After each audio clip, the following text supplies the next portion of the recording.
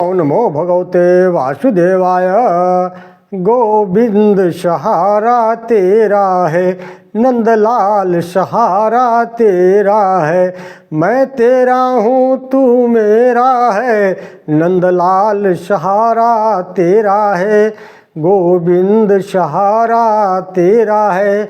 अपने प्रभु को हम ढूंढ लियो, जैसे लाल अमोल लाखन में। हमने प्रभु को हम ढूंढ लियो, जैसे लाल अमोल लाखन में। प्रभु के अंग में कितनी नरमी, उतनी नरमी नहीं है माखन में। छवि देखन को मन आग रहो, मेरो चित्त चुरायो है बाकन में। मेरे चित्त चुरायो है बाकन में। नंदलाल सहारा तेरा है, गोविंद सहारा तेरा है। मेरा और सहारा कोई नहीं, गोपाल सहारा तेरा है। तू रास रचाने वाला है, तू मुरली बजाने वाला है। गोविंद सहारा तेरा है, नंदलाल सहारा तेरा है। तू माखन चुराने वाला है, तू चक्र सुदर्शन वाला है। तू गोपाल सहारा तेरा है, नंदलाल सहारा तेरा है। तू गैया चराने वाला है, तू नंदलाल सहारा तेरा है। गोपाल सहारा तेरा है। मेरे तेरे सिवा प्रभु कोई नहीं, मेरा तेरे सिवा प्रभु कोई नहीं। नंदलाल सहारा तेरा है, गोपाल सहारा तेरा है। घनश्याम सहारा तेरा है, माखन चोर सहारा तेरा है। नंदलाल सहारा तेरा है, गोविंद सहारा तेरा है। मैं तेरा हूँ तू मेरा है, नंदलाल सहारा तेरा है। ओम नमो भगवते वासुदेवाय। ओम हरि ओम। ओम नमो भगवते वासुदेवाय। सज्जनों, आप देख रहे हैं हमारे अनंत पत्र न्यूज चैनल पर श्री विष्णु महापुराण की कथा। आज का प्रसंग है कुरु वंश का वर्णन है। आइए चलते हैं सीधा कथा की तरफ। पाराशर जी बोले, परीक्षित जी के जन्मेजय, सुतसेन, उग्रसेन और भीमसेन नामक 4 पुत्र हुए, जो सभी महान कहलाए। शांतनु ने गंगा जी से अतिशय कीर्तिमान तथा संपूर्ण शास्त्रों को जानने वाला भीष्म नामक पुत्र हुआ। शांतनु ने सत्यवती से चित्रांगद और विचित्रवीर नामक 2 पुत्र और भी उत्पन्न किए।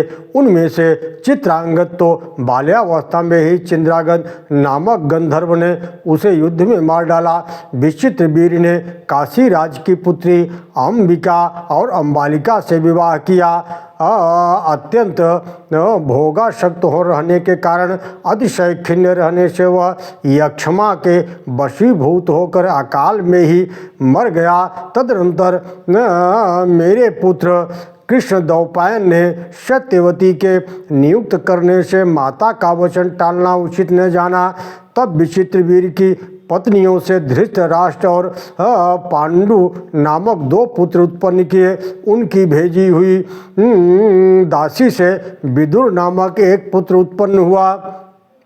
धृतराष्ट्र ने भी गंधारी से दुर्योधन और दुशासन आदि 100 पुत्रों को जन्म दिया।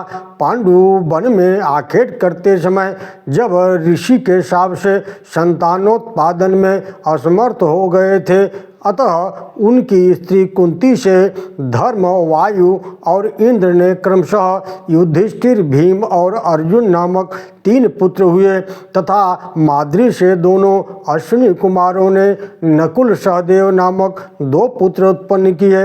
इस प्रकार उनके 5 पुत्र हुए। उन 5 के द्रौपदी से ही 5 पुत्र हुए। उनमें से युधिष्ठिर से प्रतिविंध्य, भीमसेन से श्रुतसेन, अर्जुन से श्रुतकीर्ति और नकुल से श्रुतानीक तथा सहदेव से श्रुतकर्मा का नामक पुत्र का जन्म हुआ था। इसके अतिरिक्त पांडवों के और भी कोई पुत्र हुए।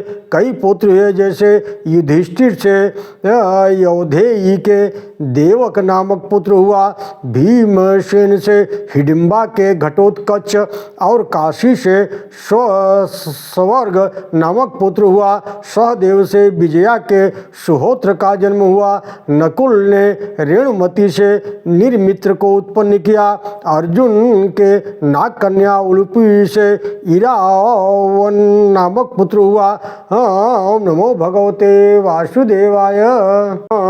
मणिपुर नरेश की पुत्री अर्जुन ने पुत्री का धर्मानुसार बभ्रुवाहन नामक एक पुत्र उत्पन्न किया तथा उसके सुभद्रा से अभिमन्यु का जन्म हुआ, जो बाल्यावस्था में ही बड़ा बल पराक्रम संपन्न तथा संपूर्ण शत्रुओं को जीतने वाला था।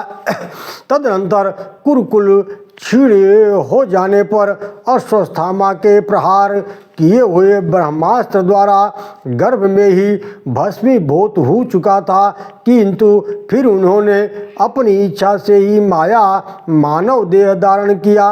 उन सकल सुरासुर वंदित चरणारविंद श्री कृष्ण के प्रभाव से पुनः जीवित हो गया। उस परीक्षित ने अभिमन्यु के द्वारा उत्तरा के गर्भ से जन्म लिया था, जो इस समय इस प्रकार धर्मपूर्वक संपूर्ण भूमंडल का शासन कर रहा है कि जिससे भविष्य में भी उसकी संपत्ति छीण न हो। ओम नमो भगवते वासुदेवाय।